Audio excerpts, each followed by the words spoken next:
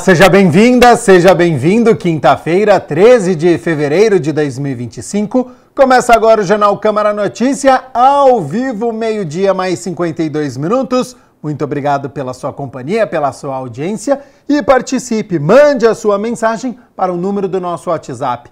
19 é o nosso DDD. Para você que é de Campinas e região, pode ir direto no número que já aparece aqui embaixo da sua tela. É o 978293776. Ou você tem a opção de enviar esta mensagem pelo nosso QR Code. Olha só, com a câmera do seu celular apontada aqui, já aparece uma mensagem. WhatsApp da TV Câmara Campinas, você aperta e pode enviar o seu elogio, uma crítica construtiva, o que você quer assistir aqui no nosso telejornal, que a gente conversa ao vivo. Confira a partir de agora os destaques de hoje. Na quarta reunião ordinária, vereadores aprovam em primeira análise projeto que cria Programa Farmácia Solidária para recolher doações de medicamentos e encaminhar a necessitados. Vereadores também aprovam alteração na lei do Banco Municipal de Fraldas Descartáveis Infantis e Geriátricas e acrescentam as quantidades de fraldas por dia às quais os beneficiados pela lei têm direito. Câmara Municipal de Campinas participa da celebração do Ano Novo Chinês na Prefeitura. E no esporte, soma mais 3, Ponte Preta vence Mirassol e conquista a quarta vitória consecutiva no Paulistão.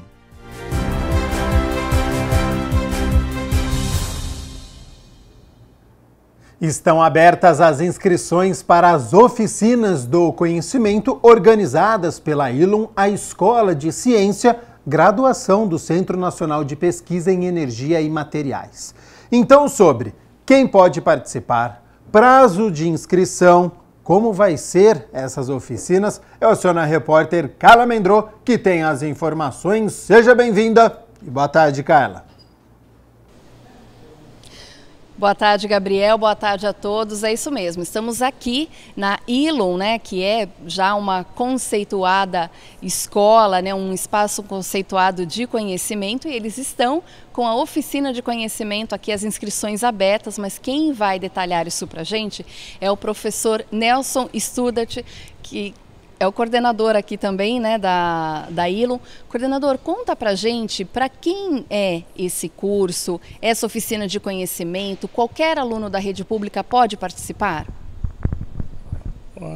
As oficinas do conhecimento são uma iniciativa da ILUM, Escola de Ciência, né, e um projeto de extensão dos alunos no que nós chamamos a transferência do conhecimento para a sociedade, né? Elas constituem situações de aprendizagem em que os alunos da ILUM vão relatar suas experiências vividas durante o curso aos estudantes de ensino médio e ensino fundamental 2 das escolas públicas aqui da região de Campinas.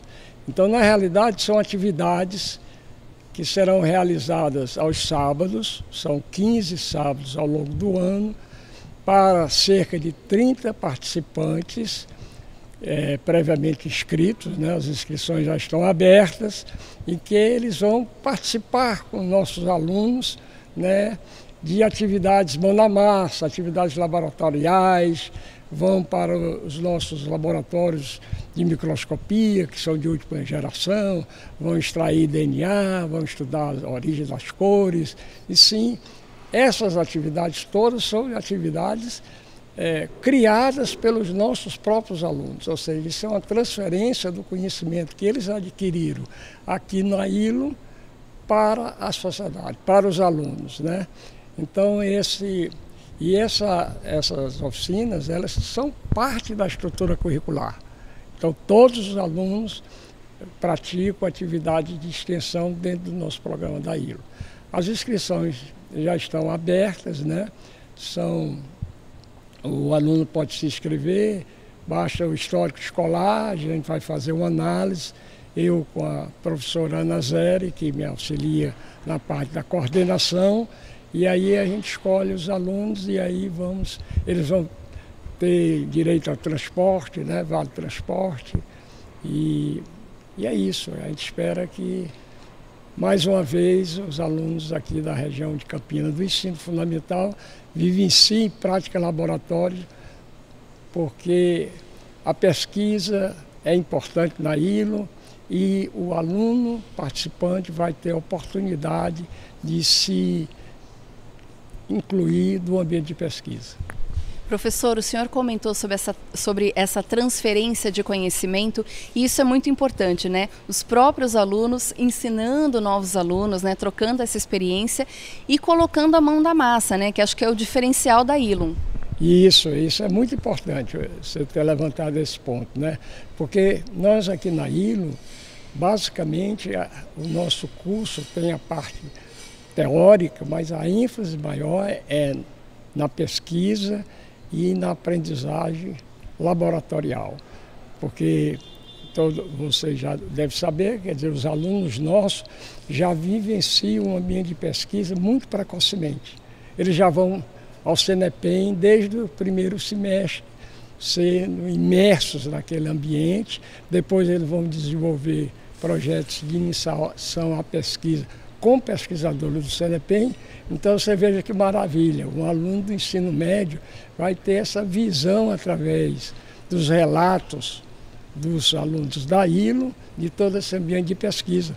Quem sabe a gente desperta vocações para a carreira científica, para a carreira de pesquisador, para a carreira de especialista em ciência e tecnologia, que é isso que o Brasil precisa.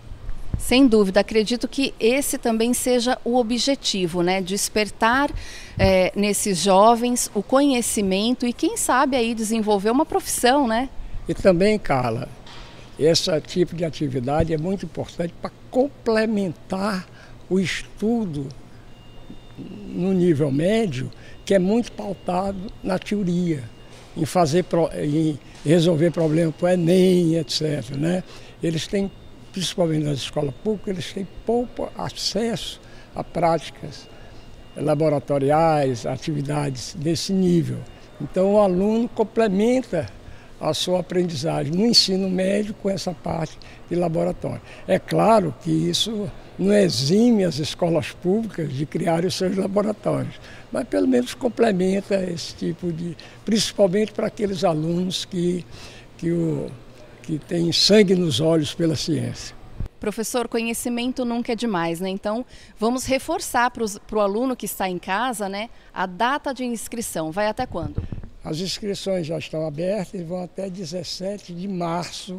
Basta acessar o nosso site e mandar o histórico escolar e se inscrever, que será avaliado e possivelmente selecionados os 30 candidatos.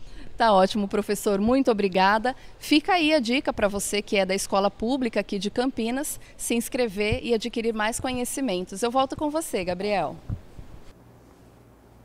Ótima dica e oportunidade. Muito obrigado a Carla Mendro e também ao Nelson, que é coordenador acadêmico da ILUM, por todas as informações.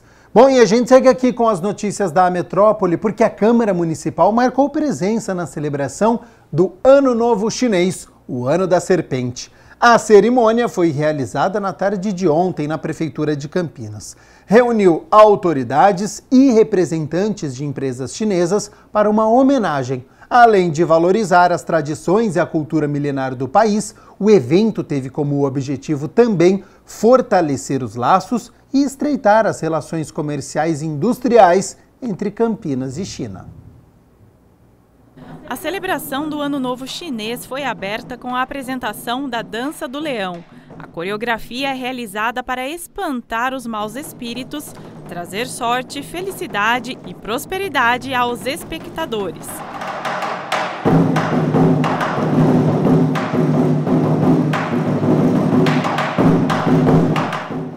O Ano Novo Chinês, também conhecido como Ano Novo Lunar, é uma das datas mais importantes na Ásia.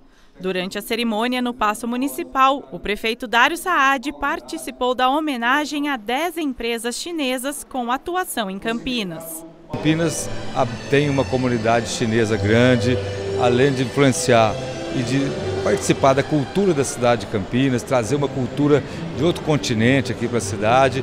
Também tem um intercâmbio comercial, de negócios muito importante. Temos aqui grandes empresas chinesas, temos recebido várias missões de empresários e de grupos econômicos de investidores da China. São várias reuniões e tem sim possibilidades de chegar mais investimento chinês em Campinas. Os vereadores Luiz Iabico, que é membro da Comissão Permanente das Relações Internacionais na Câmara, e Vini Oliveira, presidente da Frente Parlamentar Campinas-China, também acompanharam as homenagens e destacaram o trabalho do Poder Legislativo com relação ao tema.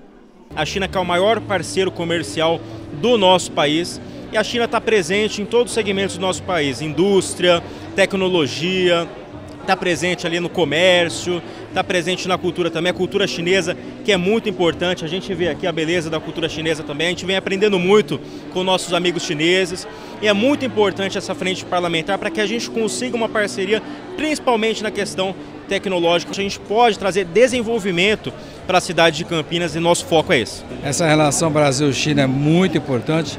Campinas-China é extremamente importante porque a China hoje está no mundo, no planeta todo, e Campinas não pode ficar de fora, atraindo empresas, gerando emprego, e a China está crescendo demais. A Câmara tem poder para trazer pertinho da população vários debates, vários assuntos ligados a esse momento que a China está crescendo, né? Por exemplo, dentro dessa comissão permanente, nós podemos convidar personalidades, empresários chineses para esclarecer vários assuntos desse bom momento que a China está vivendo. 2025 será o ano da serpente de madeira. O animal é muito importante e representativo na cultura chinesa e que simboliza inteligência, sabedoria e renovação. Segundo a Prefeitura, as tradições chinesas são celebradas em Campinas por uma comunidade estimada em 200 famílias. Para a secretária municipal de Desenvolvimento Econômico, Tecnologia e Inovação, responsável pela organização do evento, esse estreitamento de laços é fundamental para o avanço do polo industrial da cidade. A gente tem sistematicamente recebido empresas chinesas que querem se instalar na nossa cidade. Então a gente tem uma perspectiva bastante importante aí e real de estar recebendo mais empresas. Então acho que estreitar cada vez mais esses laços é de extrema relevância.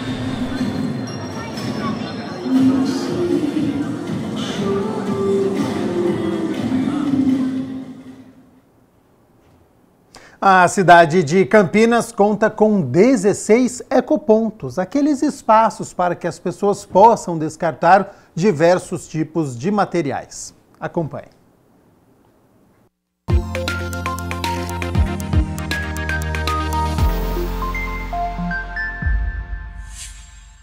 Existem pontos para receber o que não cabe nos sacos plásticos e não devem ir para o lixo comum.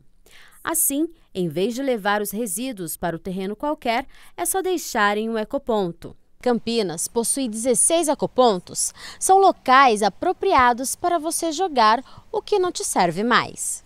Além da coleta domiciliar, que recolhe lixo orgânico em frente a residências e comércios, o ecoponto também recebe entulho de construções, móveis, pneus e recicláveis. Assim que os materiais são depositados, eles são coletados por caminhões e levados às cooperativas de reciclagem, que fazem a separação dos resíduos e a destinação para reaproveitamento. O serviço é gratuito. O ecoponto é um próprio municipal disponibilizado pela prefeitura para que a população tenha acesso aos materiais inservíveis para colocar no ecoponto.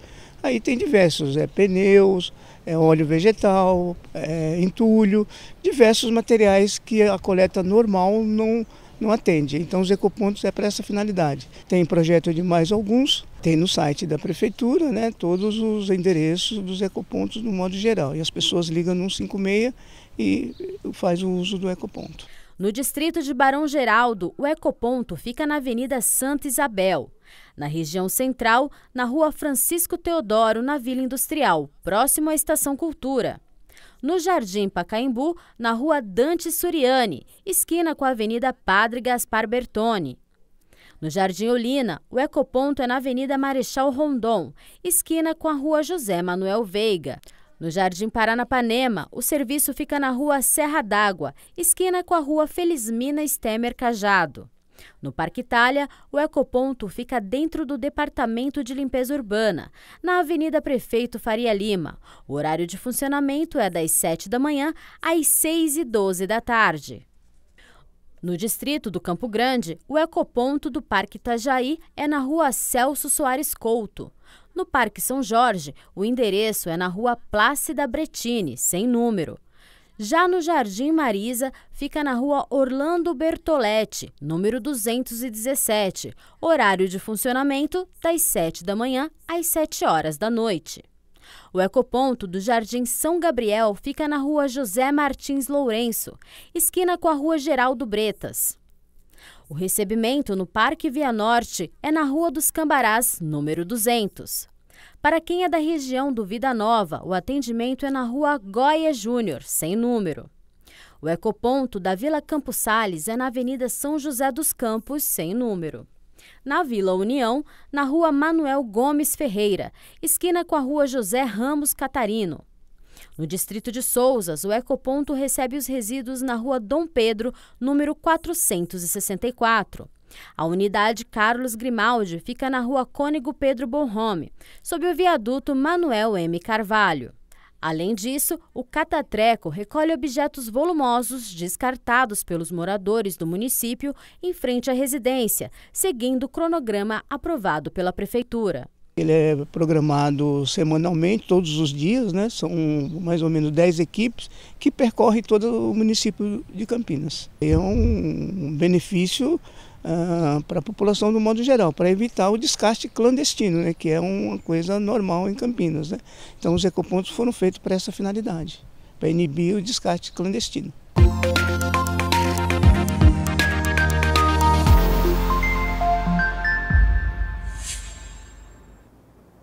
O programa Recomeço, coordenado pela Secretaria Municipal de Desenvolvimento e Assistência Social de Campinas, tem se consolidado como uma ferramenta importante no apoio a pessoas com dependência em álcool e outras drogas por comunidades terapêuticas. Aqui no município, o Instituto Padre Haroldo presta este serviço à Prefeitura, oferecendo suporte e reintegração social. Mais do que oferecer auxílio para a superação da dependência do álcool e das drogas, o programa Recomeço é uma ferramenta para que as pessoas possam reconstruir suas vidas com dignidade e esperança. Criado pelo governo do estado de São Paulo e instituído por meio de decreto, o programa é destinado a todas as pessoas expostas ao risco, uso, abuso e dependência de substâncias psicoativas, incluindo seus familiares e comunidade. Aqui em Campinas nós temos o Instituto Padre Haroldo, que faz o acolhimento dessas pessoas. As pessoas que desejam fazer tratamento químico, elas podem procurar a nossa Coordenadoria de Prevenção ao Uso de Drogas, que fica aqui perto da Prefeitura. Ali ela faz o cadastro, ela é acolhida pelos nossos técnicos, faz um cadastro e é encaminhada para a saúde para fazer os exames, tudo isso com acompanhamento. Posterior a isso, ela vai então para a comunidade terapêutica para fazer o tratamento. É muito importante. E é importante dizer que o Padre Haroldo, ele não recebe apenas pessoas da cidade de Campinas, há também da região. Em média, são feitos 43 atendimentos por mês, sendo que 70% dos atendidos são pessoas em situação de rua. Para a secretária, esse é um tema que deve ser trabalhado em diversas frentes, incluindo ações como o programa. É importante dizer que o fenômeno que leva as pessoas a estarem em situação de rua não ocorre apenas na cidade de Campinas. É uma realidade que tem atingido várias cidades no Brasil e fora do Brasil, e a gente vê como principal fator o rompimento familiar. E o terceiro e último eixo de atuação é que essa pessoa supere a situação de rua, através de programas como Mão Amiga ou mesmo o programa Recomeço, onde a pessoa faz um tratamento químico para que ela possa então deixar de fazer uso de substância. Os homens representam a maior parte dos registros. Já as mulheres atendidas pelo programa são aproximadamente 3 por mês. Por isso, existe uma abordagem específica para cada grupo. A pessoa nos chega em se tratando de munícipes, invariavelmente encaminhados pela Coordenadoria de Políticas sobre Drogas da Prefeitura de Campinas. Então eles passam inicialmente, existe um protocolo de acolhimento, que esse protocolo inclui exames laboratoriais, né, e laudos médicos. Trazendo essa documentação, ele passa por uma entrevista com uma enfermeira ou com um psicólogo, com a equipe técnica lá do centro de acolhimento, e é admitido na comunidade terapêutica. O programa de recuperação ele compreende em média 180 dias, eu digo em média porque cada caso sempre vai ser um caso e a gente tenta atender a especificidade de cada um. O Marco Aurélio, de 36 anos, deu o primeiro passo. Com o apoio da família, ele buscou ajuda e já está em tratamento para dependência química há mais de 20 dias. Eu fiquei sabendo do programa, eu procurei a prefeitura, me informei todos os passos que eu devia fazer exame de sangue, o caminho para mim ter conseguido chegar aqui. Fui, corri atrás e graças a Deus não demorou 2 dias, 3 dias no máximo eu já consegui estar vindo para a internação, saiu a minha vaga. A diferença é gritante, você consegue sentir o seu corpo melhor, a sua mente melhor, o seu raciocínio, tudo muda.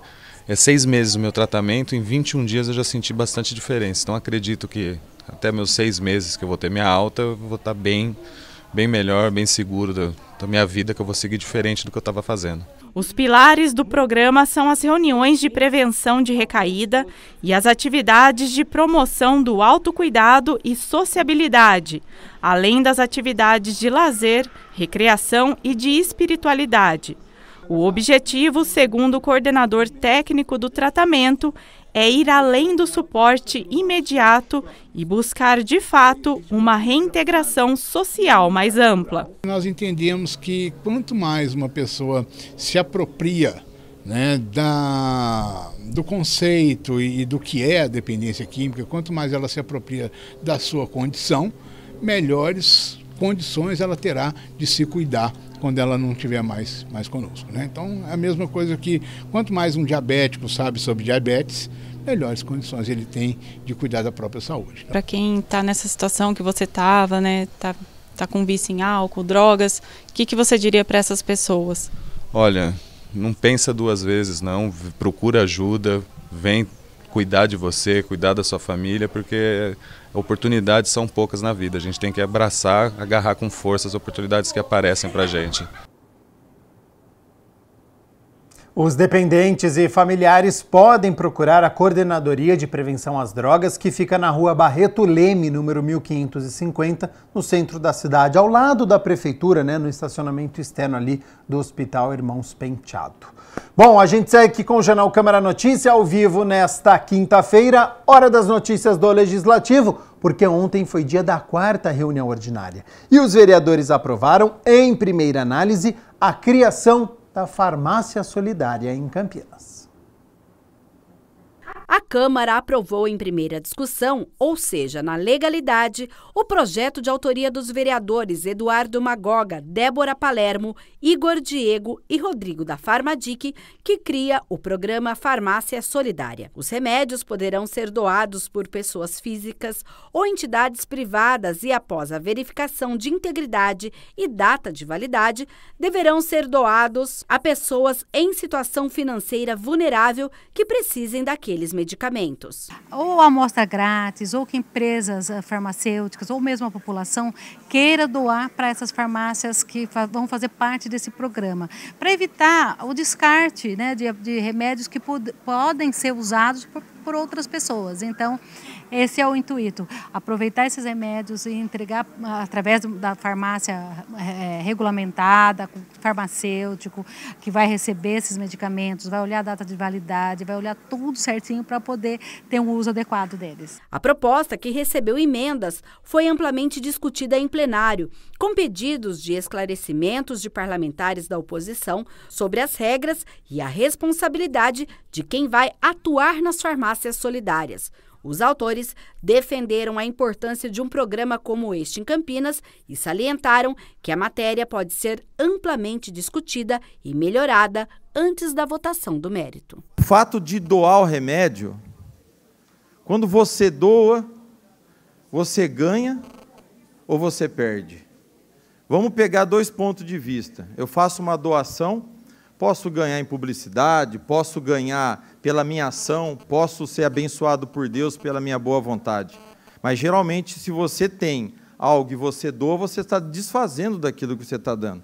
Qual é o lucro que a empresa teria em doar um remédio?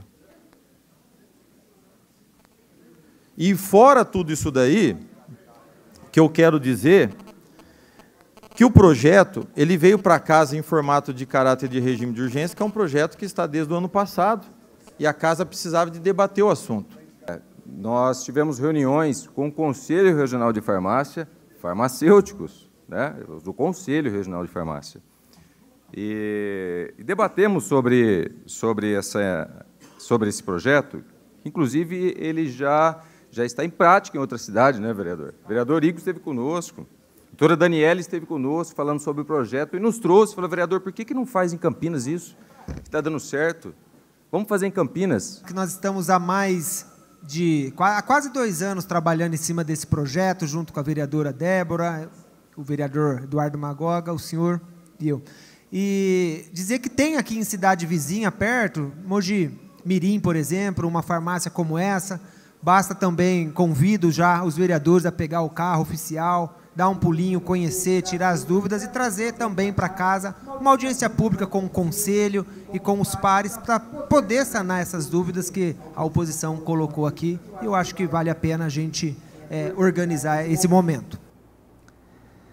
Uma alteração na lei do Banco de Fraldas do município de Campinas também foi aprovada na 4ª reunião ordinária deste ano. E agora as quantidades passam a ser estabelecidas formalmente. Para ter acesso ao benefício, é preciso estar cadastrado no CadÚnico do governo federal e pertencer ao grupo de necessidades especiais estabelecidos pela lei.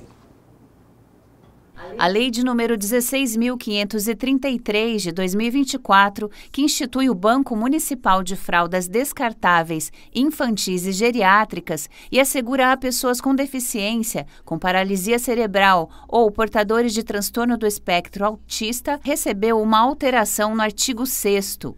Nós já fizemos a aprovação da lei, criando o Banco Municipal de Fraldas Geriátricas. O que a gente fez agora é uma proposta fazendo uma regulamentação. Faltaram 2 itens que foram apontados importantes para que a gente pudesse fazer uma qualificação das pessoas que poderiam ser beneficiadas. Então, nós incorporamos no estudo, junto com o vereador Eduardo Magoga, que é também autor da lei, em 2 emendas. Uma que define que o beneficiário deverá ter o registro no CadÚnico para ser elegível a retirar as fraldas, e também a quantificação, que seria o limite de máximo de até 120 fraldas, né? Então, nós criamos o banco no ano passado, com uma lei que foi aprovada, nós estamos regulamentando, são itens necessários para que a gente possa fazer essa distribuição.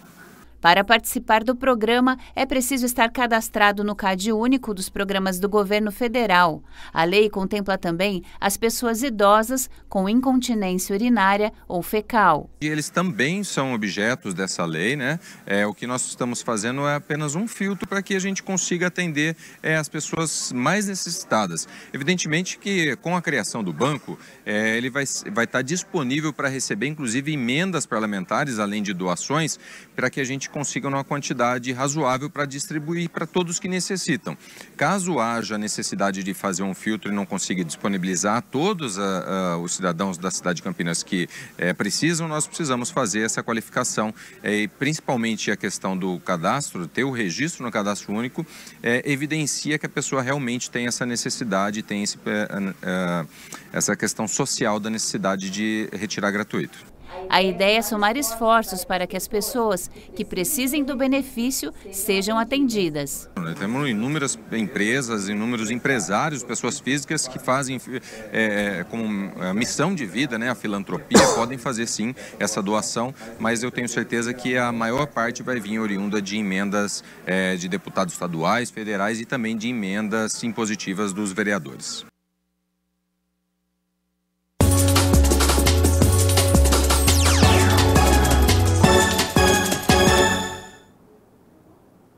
Hora de balançar as redes do Campeonato Paulista, porque a Ponte Preta foi a Mirassol e em um segundo tempo agitado, conseguiu sair com a vitória. Primeiro tempo de poucas oportunidades. Aos 27 minutos, a Ponte tentou em cobrança de escanteio, mas foi na rede pelo lado de fora. Em cobrança de falta, Alex Muralha foi no ângulo e jogou para escanteio. Nos acréscimos do primeiro tempo, o Mirassol chegou neste chute de Reinaldo e Diogo Silva fez bela defesa. Todas as emoções ficaram guardadas para o segundo tempo. O Mirassol saiu jogando errado, Léo Oliveira serviu Jean Dias, que virou, bateu e acertou o cantinho, placar aberto, 1-0 Ponte. Só que enquanto a Ponte comemorava, o Mirassol foi ao ataque, cruzamento da esquerda de Reinaldo. Emerson tentou afastar e jogou contra o próprio patrimônio, gol contra, tudo igual 1-1. Um minuto depois, o Mirassol atacou de novo e agora Sérgio Rafael puxou De La Torre dentro da área. Pênalti que Yuri Castilho foi para a cobrança, bateu no canto direito e Diogo Silva foi lá buscar, paredão pontepretano. O Mirassol finalizou da intermediária e mais uma vez Diogo Silva defendeu. Em cobrança de falta, Diego Gonçalves mandou por cima. O jogo parecia que iria ficar no empate. Até que nos acréscimos, Everton Brito puxou contra-ataque. Bruno Lopes tocou para Jean Dias, que cruzou. E Dudu, de cabeça, deu números finais. Macaco está impossível. Mirassol 1, Ponte Preta 2.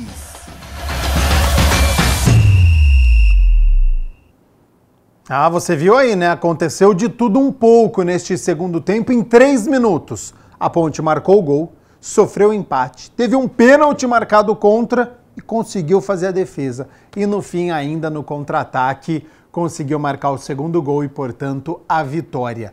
Importantíssima, viu? A 4ª consecutiva, segue a caça do líder São Bernardo, que também venceu na rodada. Então o grupo D, que é o grupo da Ponte, está assim. São Bernardo em primeiro com 19 pontos, a Ponte na segunda colocação com 18, o Palmeiras em terceiro lugar com 13, mais um jogo a menos, enfrenta a Inter em Limeira hoje. E faltam apenas 3 rodadas, então a briga pela classificação vai ser boa e intensa. A Ponte volta a campo depois de amanhã, no sabadão, 4 horas da tarde, contra o Botafogo de Ribeirão Preto, aqui em Campinas, no estádio Moisés Lucarelli. E a gente segue falando de Campeonato Paulista, porque hoje é a vez do Guarani entrar em campo. Daqui a pouco, às 7h30 da noite, o Bugre recebe o Novo Horizontino no estádio Brinco de Ouro. Você vê o confronto aí na sua tela. O Guarani está com muita sorte neste Paulistão, porque ninguém no grupo consegue vencer. Só nesta rodada, ó. O Red Bull Bragantino perdeu do Botafogo, o Santos perdeu ontem do Corinthians, a Portuguesa empatou com a Água Santa, então o Guarani, com um jogo a menos, segue na liderança com apenas 10 pontos. Para esta noite, o técnico Maurício Souza não pode contar com o zagueiro Lucas Rafael, que foi expulso no derby. Márcio Silva é o favorito para começar entre os titulares. O Lucas Justen, que é o lateral direito, aguarda o departamento médico para saber se tem condições de jogo. O Novo Horizontino é o segundo colocado do grupo C com 11 pontos, então é um jogo difícil. E claro que amanhã a gente conta a história desta partida entre Guarani e Novo Horizontino. 1h mais 25 minutos, a gente segue aqui com o Jornal Câmara Notícia ao vivo, porque no quadro É o Bicho de hoje você vai conhecer algumas curiosidades sobre as borboletas que vivem na Mata Santa Genebra.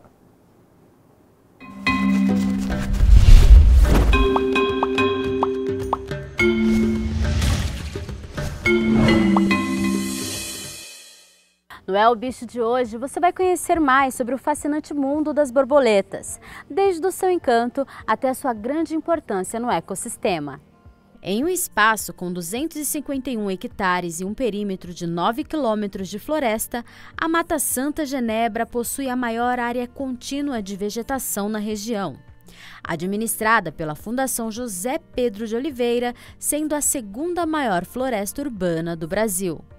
Em 2005, foi inaugurado o borboletário em uma área de 30 metros quadrados, que tem como objetivo promover ações socioambientais. Esse trabalho aqui é hoje referência.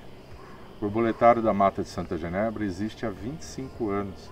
Tem até uma curiosidade que eu estive secretário na cidade de Diadema. E lá em Diadema foi montado, lá pelo ano 2004, 2006, não lembro exatamente o período, foram 2 anos e meio que eu fiquei lá. O borboletário de lá estava sendo montado. Aonde que vieram ver como que se faz borboletário? Vieram na Mata de Santa Genebra, da Prefeitura de Diadema. Então aqui é um borboletário de referência, já tem 1/4 de século de atuação, né, continuada, e é, portanto, uma sala de aula, um ambiente privilegiado para o aprendizado, para que a criança se sensibilize, entenda a importância da natureza, a relação entre as árvores e a reprodução das espécies, entenda a importância dessa mata, né? Eles se surpreendem quando a gente fala, putz, são 700 tipos de borboleta diferentes, quando vai andando na trilha, vai encontrando borboletas de várias cores. Então tudo isso mexe com a criança, muda comportamento, sensibiliza.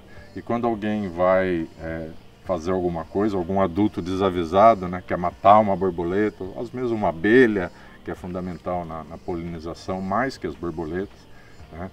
O trabalho de polinização das abelhas é muito forte. Aqui também a gente tem essa atividade, o meliponário, com a criação de várias espécies de abelhas sem ferrão.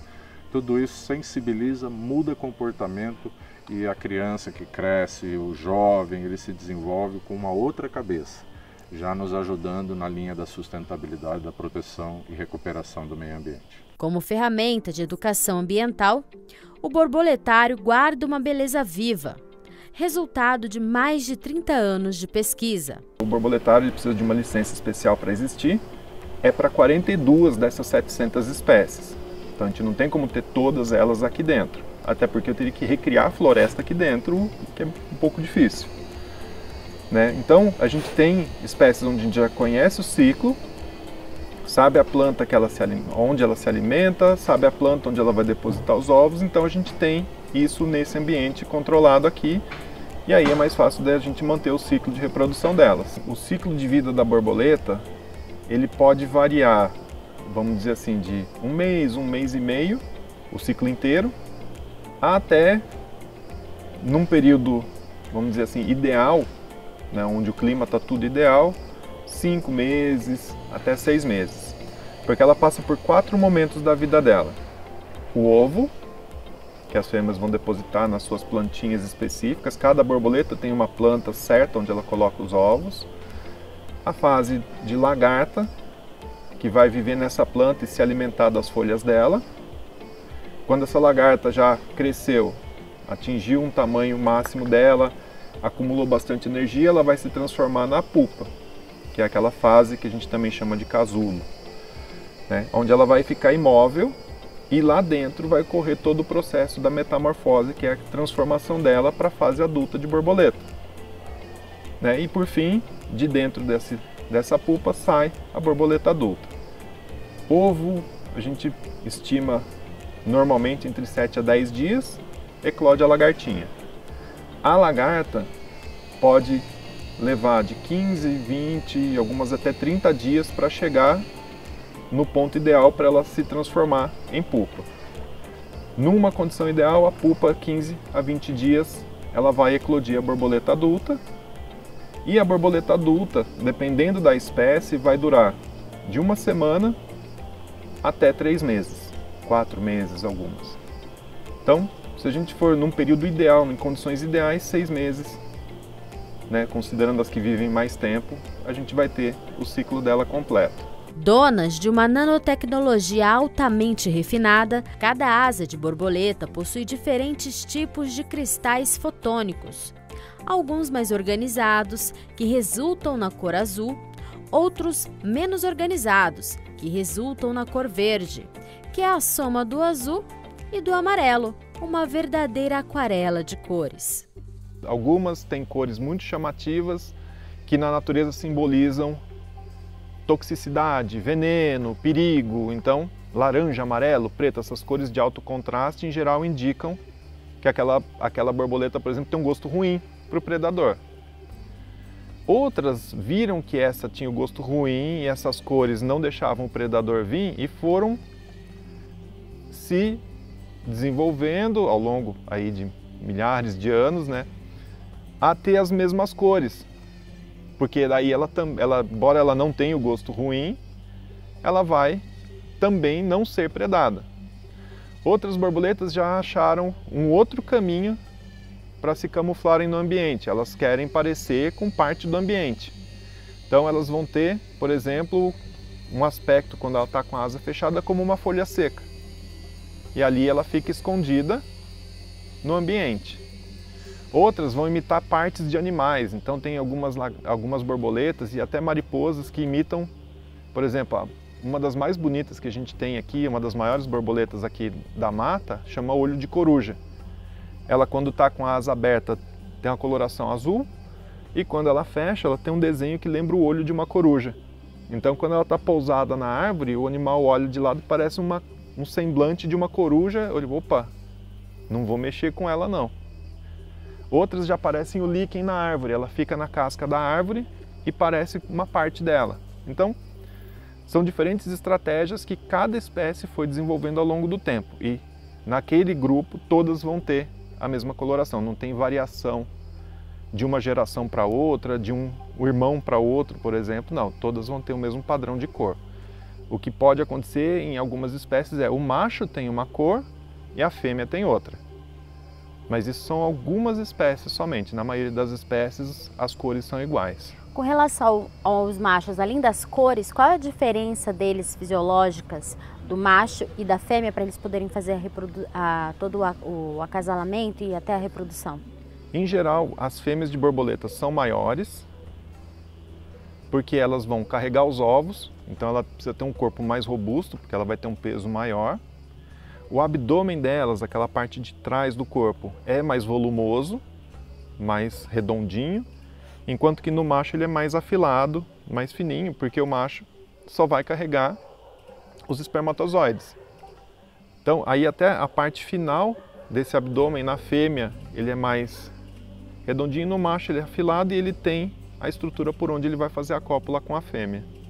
Então a gente consegue muitas vezes diferenciar, embora a cor não permita, tanto pelo tamanho quanto pela estrutura do corpo ali, que no macho é mais delgada, mais fininha, vamos dizer assim. Uma característica interessante é que as borboletas apresentam cores mais fortes e vibrantes que as mariposas, que possuem tons mais amarronzados. Elas estão dentro do mesmo grupo que são os lepidópteros. A diferença é que, sim, as mariposas elas vão ter um hábito preferencialmente, não exclusivo, noturno, e as borboletas muito mais diurnas, embora a gente tenha as ocorrências inversas também.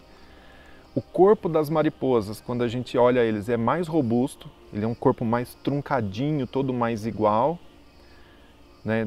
E em geral mais peludinho, vamos dizer assim, ela tem um aspecto mais peludo, mais aveludado. E uma diferença anatômica que acaba ajudando bastante a gente é a mariposa ela não consegue fechar as asas para trás, como a borboleta. Então ela sempre vai estar ou com as asas abertas ou com as asas voltadas para trás, nunca para cima.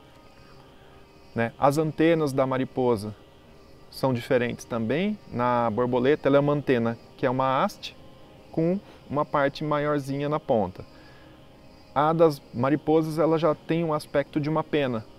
Então ela tem um eixo central e alguns raminhos laterais.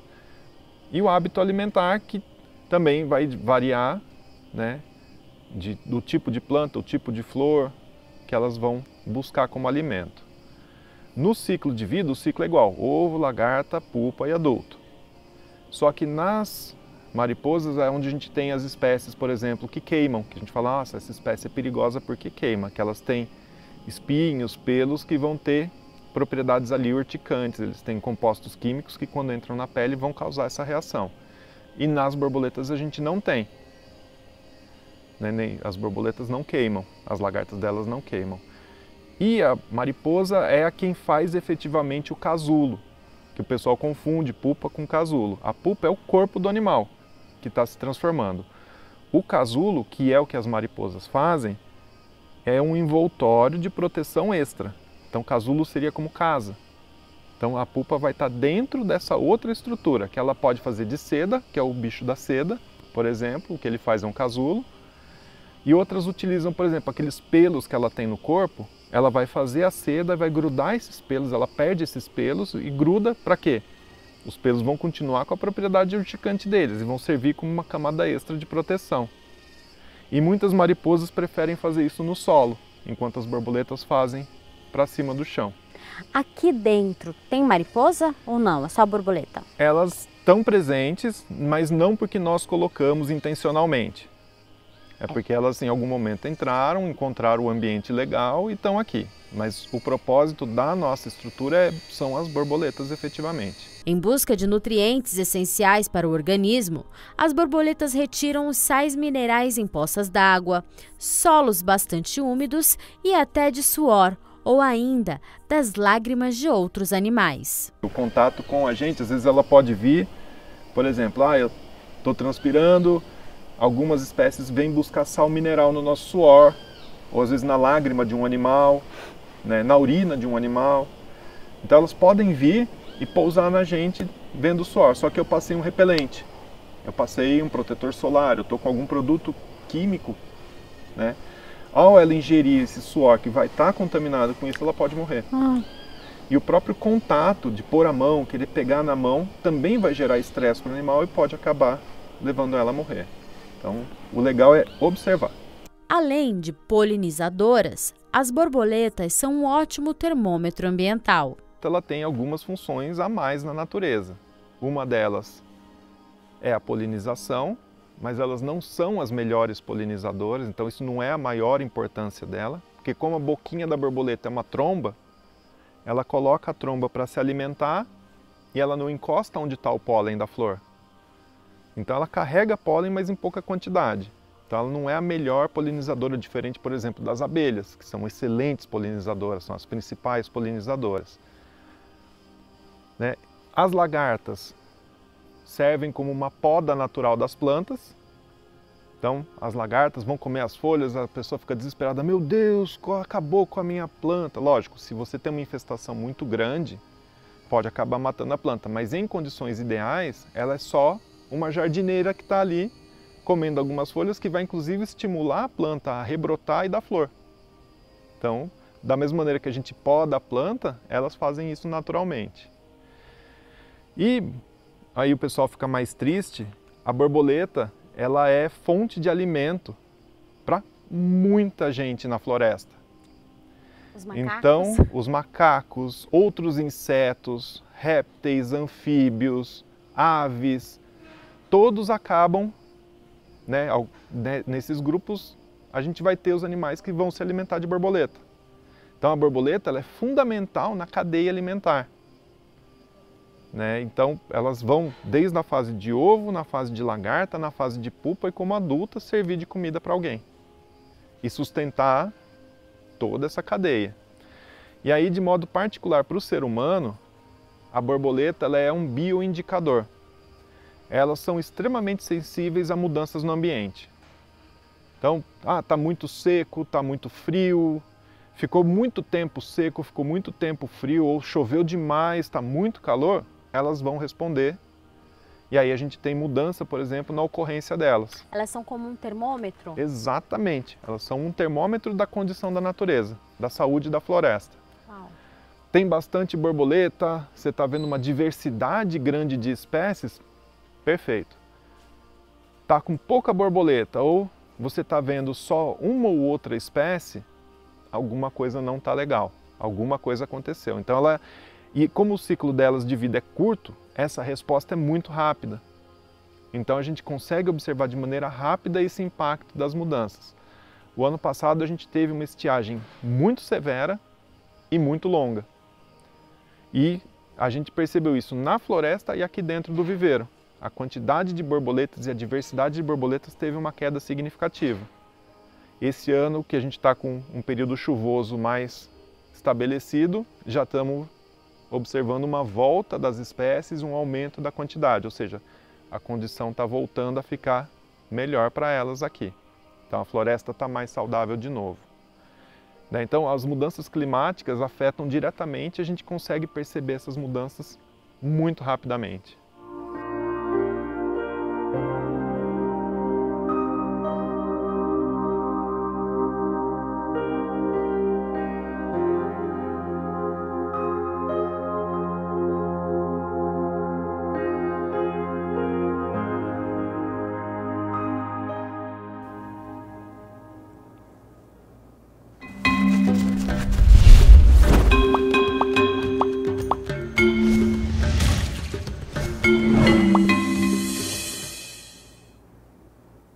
No Passou pela Câmara de hoje, vamos falar sobre a lei de autoria do vereador Luiz Iabico, que possibilitou o planejamento e a construção do sistema cicloviário de Campinas. Hoje, Campinas conta com quase 120 quilômetros de rotas cicloviárias. São ciclovias, ciclofaixas, ciclorotas e calçadas compartilhadas. Um sistema de transporte sustentável e econômico que contribui com o meio ambiente e a saúde dos cidadãos que vivem na metrópole. Mas tudo isso só está sendo possível porque o projeto que cria a malha cicloviária na cidade de Campinas passou pela Câmara.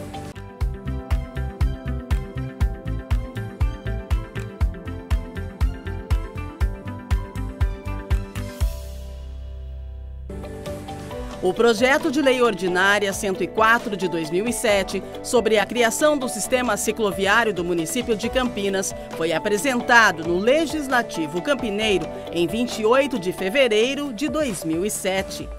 A proposta de autoria do vereador Luiz Iabico incentiva o uso de bicicletas e a construção de trechos cicloviários que podem ser ciclovias, ciclofaixas ou ciclorotas. Conversei com o secretário de transporte na época, conversei com alguns técnicos, conversei com alguns ciclistas na cidade, que eram poucos, mas pedalavam só nas ruas, e comecei a elaborar o plano cicloviário.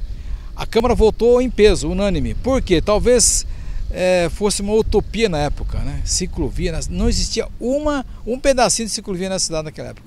Os vereadores votaram unânime, todos votaram, porque talvez pensaram assim, isso não vai dar em nada, né?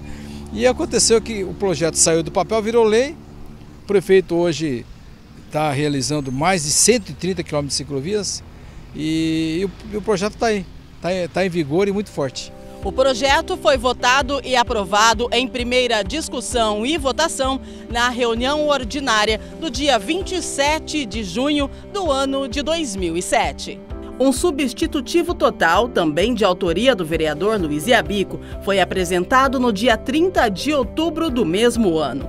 O projeto de lei foi aprovado em segunda discussão e votação na reunião ordinária do dia 10 de março de 2008.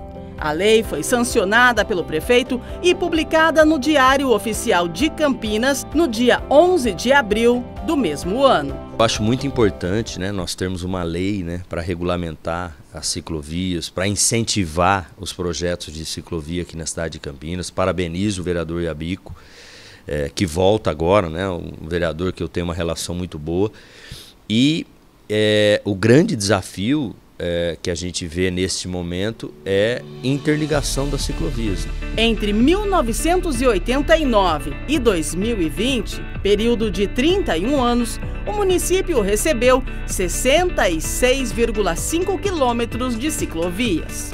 No primeiro semestre de 2021, foram entregues 3 trechos cicloviários: Campos Elíseos, Vila Aeroporto, Pirelli Sírios e Amarais, totalizando 11,9 quilômetros. Em 2022, mais 10,9 quilômetros de ciclovias e ciclofaixas foram concluídas. Os trechos integram o projeto de interligação de rotas cicloviárias em torno da Avenida John Boy Dunlop. Com as novas rotas, Campinas atingiu 88,99 quilômetros de rotas cicloviárias somente no ano de 2022. No ano de 2023, foram inaugurados 4 trechos de ciclovias em Campinas. A ciclovia Pirelli Terminal Satélite Íris, que faz parte do eixo da Avenida John Boy Dunlop, dando continuidade à ciclovia Ciclofaixa Jardim Florence Pirelli. A ciclovia da Escola de Cadetes, que interliga as ciclovias e ciclofaixas já existentes nos Amarais e na Avenida Dr. Teodureto de Almeida Camargo. Quem utiliza as rotas cicloviárias de Campinas salienta a importância de interligar a rede existente com trechos que possibilitem a conectividade entre as rotas, além da integração com o transporte público coletivo. Olha, então, existe vários tipos de segmento para o ciclismo, né? Desde o transporte diário, quanto o esporte, o hobby e assim por diante, né? Então a ciclovia, ela tem essa demanda.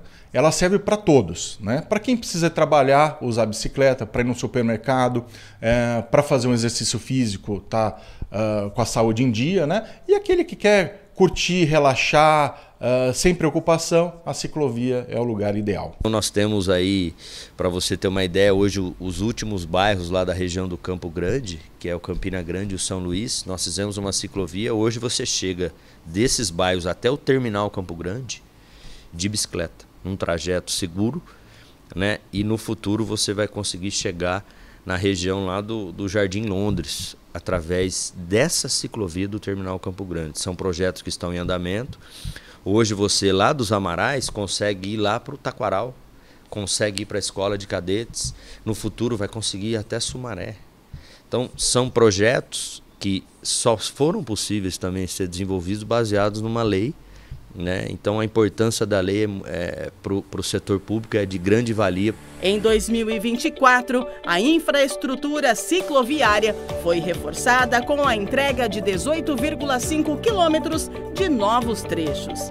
Destacamos o trecho Garcia Aurélia, que liga a Avenida Transamazônica até o Jardim Aurélia e também possibilita a integração com a ciclovia José Cimari Ferreira. A ciclofaixa de lazer Taquaral Norte e Sul foi reativada. O projeto interliga a ciclovia da Avenida José de Souza Campos, na Norte e Sul, ao Parque Portugal, no Taquaral, e à Praça Arautos da Paz. A infraestrutura cicloviária Garcia Londres também foi entregue no ano de 2024. O novo traçado para ciclistas interliga a ciclovia próximo ao Hospital da PUC Campinas, na Avenida John Boy Dunlop, até o terminal da Vila União.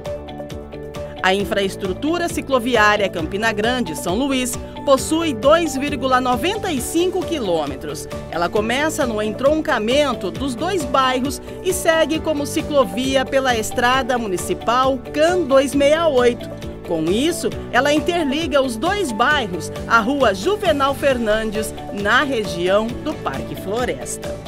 De acordo com a ENDEC, Empresa Municipal de Desenvolvimento de Campinas, hoje a metrópole conta com mais de 100 quilômetros de rotas cicloviárias. Com a expansão das ciclovias em Campinas, a educação no trânsito é assunto que se destaca e também preocupa quem utiliza a rota cicloviária.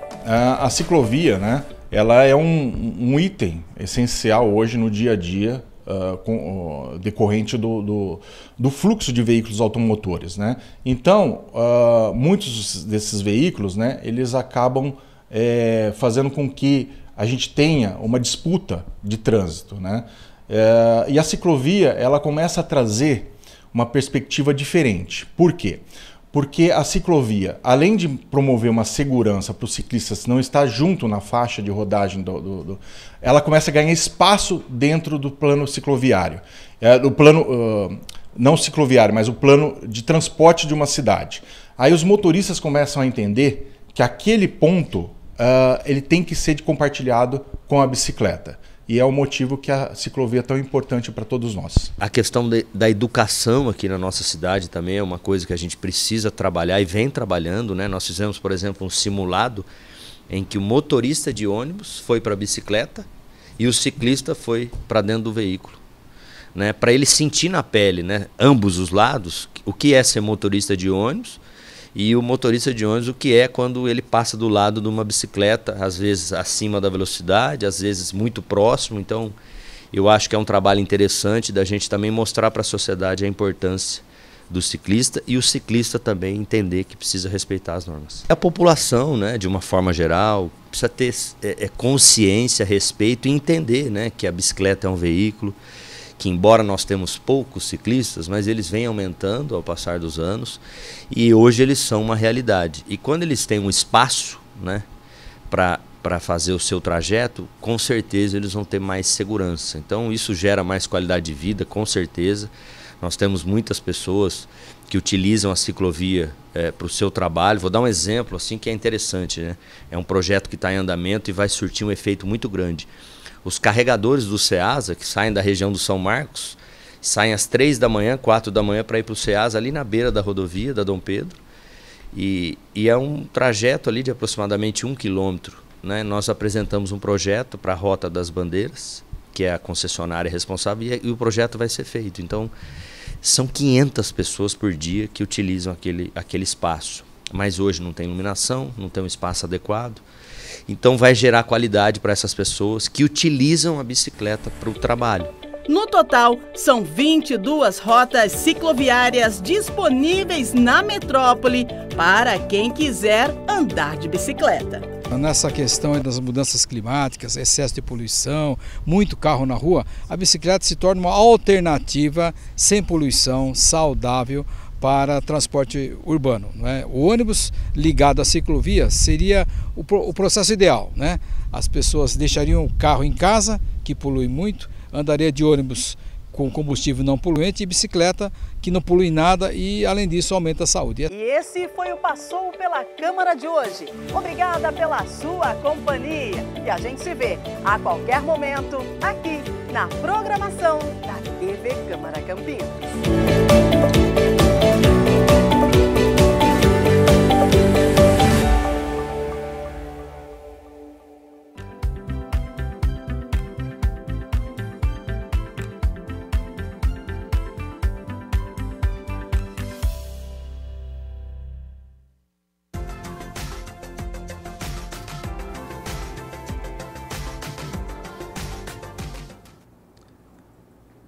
Já choveu em muitos bairros de Campinas nesta quinta-feira. Para amanhã, sexta-feira, deve ser um dia parecido com hoje, né? Com o sol aparecendo entre muitas nuvens e continua a previsão de chuva, tá? Então amanhã é bom sair de casa com o guarda-chuva e o calor, ele permanece. Temperaturas já estão aqui na minha tela. Para amanhã, então, 14 de fevereiro, mínima de 21 graus. É uma temperatura parecida, né, com o que nós vimos durante esta semana, com mínima de 21 e máxima de 31 graus aqui na cidade.